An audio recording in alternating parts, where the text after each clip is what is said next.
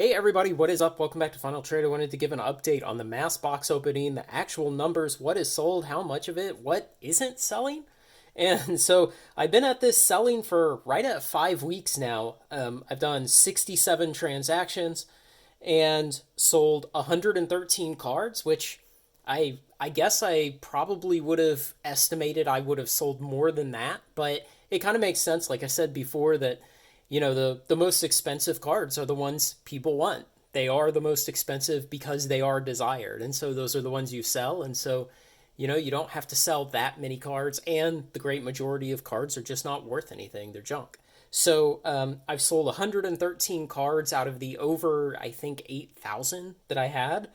And so far, after fees and shipping expenses and everything, I have netted $580. So that's profit, not discounting what I paid for the cards. So total that I paid for all the boxes was 1,300. I've netted 580. So I'm right at 45% of the way to paying off the boxes. Now the question is, Craig, do you still have 45%?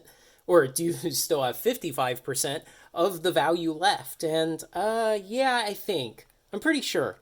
So, I got four foil mythics, and of course, one of them was this stupid packed weapon that's not worth anything. And out of the four foil mythics, I still have all four.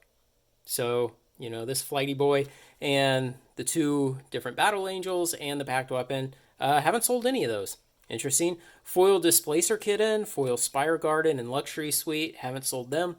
And I feel like this guy, the Sentinel Worm, I feel like he would be a lot better if he was just blue red. But adding green to him makes him much less desirable. But what else? I got 21 Ancient Dragons out of those 17 boxes, and I've got 8 left. But the ones I have left, I have obviously the foil borderless gold, which is, I don't know, this is somewhere up in maybe the top 6 or so most expensive cards in the set and their variants. I've still got this one, which basically almost pays for a whole box on itself. Still have all 3 bronze dragons because nobody loves him. And, some more of the gold ones. It's interesting. The silver ones and most of the copper ones sold really well, but those aren't. What else of the money cards? Legion Loyalty, I think I've sold 2 or 3 of these so far. Elminster, a couple dollars. Tasha, a couple bucks. Not a big seller. Now, Archivist has been a huge seller. That's one of the best ones. I got, I think, 10 regular copies of Archivist and then like 2 foil copies, and this is all I got left is 1. And only because I raised my price and said if I'm going to part with the last one, I'll take a couple extra dollars for it. May take a little longer to sell. We'll see. Displacer Kitten. So this one's been weird. I have not sold a single Displacer Kitten. 4, 6, 8 of them. Not sold a single one. Yeah. Leftover Battle Angels that are not foil are these two. Now, I had several more of these. They sold really well. And again, actually, I think I got 2 or 3 copies of the borderless one. I'll have to go back and rewatch my own video. But Battle Angels sold really well.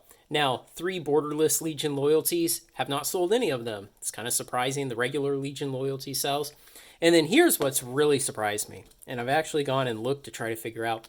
I have not sold a single land. No reflecting pools.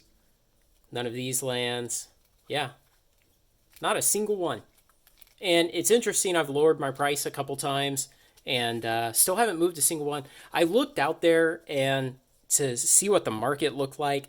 And, my prices are, they're right around there with everyone else. They're cheaper than others on some of them, more expensive on some, but we're talking within like $1 or $2.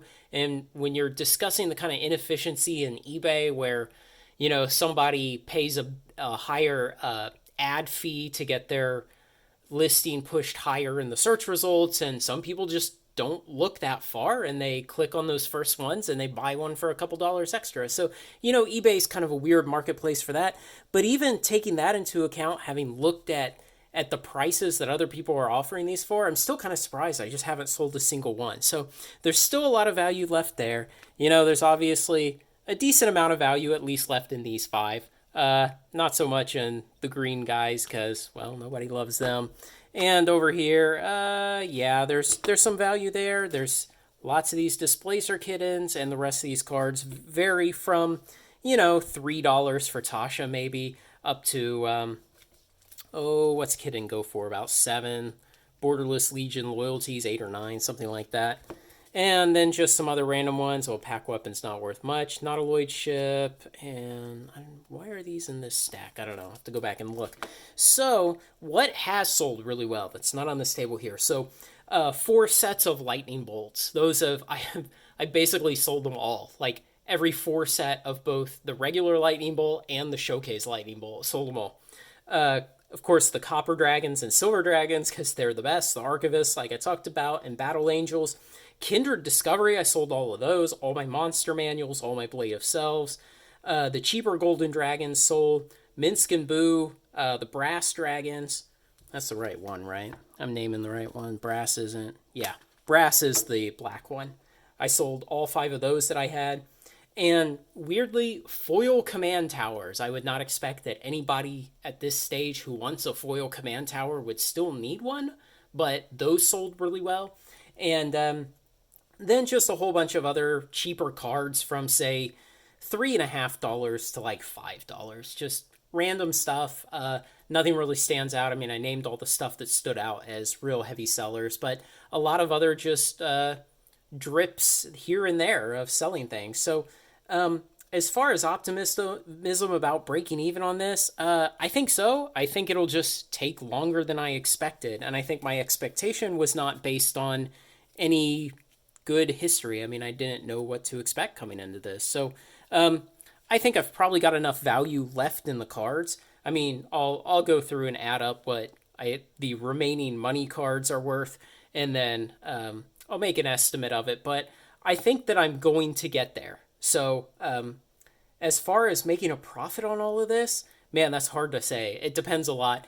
I showed a couple weeks ago that the set box sales for Baldur's Gate were very strong. Now, it's taken the prices being in the low 80s to induce that, but the sales are strong. And, if we get another 4, 6 months out, if the economy turns around a little bit or shows that it's maybe bottomed and it's just barely starting to move upwards, WotC could make a decision to go ahead and run a reprint of that. So I don't think it's completely out of the question yet.